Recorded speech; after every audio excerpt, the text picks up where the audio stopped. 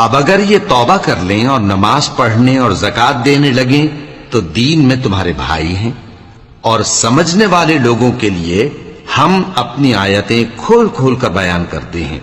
اور اگر عہد کرنے کے بعد اپنی قسموں کو توڑ ڈالیں اور تمہارے دین میں تانا زنی کرنے لگے تو ان کفر کے پیشواؤں سے جنگ کرو، ان کی قسموں کا کچھ اعتبار نہیں ہے، عجب نہیں کہ اپنی حرکات سے باز آ جائیں۔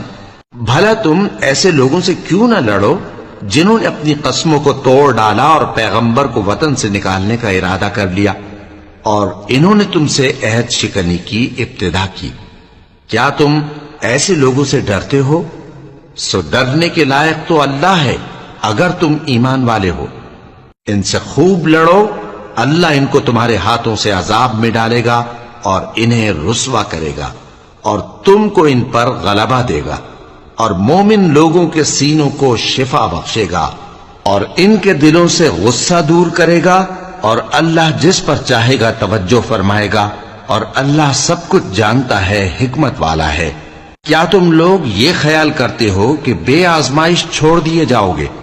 اور ابھی تو اللہ نے تم میں سے ایسے لوگوں کو پرکھا ہی نہیں جنہوں نے جہاد کیا، اور اللہ اور اس کے رسول اور مومنوں کے سوا کسی کو دلی دوست نہیں بنایا، اور اللہ تمہارے سب کاموں سے واقف ہے۔ مشرکوں کا کام نہیں کہ اللہ کی مسجدوں کو آباد کریں جبکہ وہ اپنے آپ پر کفر کی گواہی دے رہی ہوں۔ ان لوگوں کے سب اعمال بیکار ہیں اور وہ ہمیشہ دوزخ میں رہیں گے۔ اللہ کی مسجدوں کو تو وہ لوگ آباد کرتے ہیں جو اللہ پر اور روز قیامت پر ایمان لاتے اور نماز پڑھتے اور زکات دیتی ہیں، اور اللہ کے سوا کسی سے نہیں ڈرتے۔ یہی لوگ امید ہے کہ ہدایت یافتہ لوگوں میں سے ہوں۔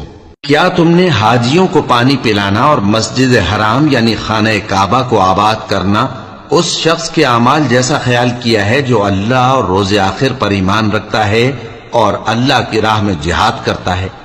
یہ لوگ اللہ کے نزدیک برابر نہیں ہیں، اور اللہ ظالم لوگوں کو ہدایت نہیں دیا کرتا۔ جو لوگ ایمان لائے اور وطن چھوڑ گئے اور اللہ کی راہ میں مال اور جان سے جہاد کرتے رہے، اللہ کے ہاں ان کے درجات بہت بڑے ہیں، اور وہی مراد کو پہنچنے والے ہیں۔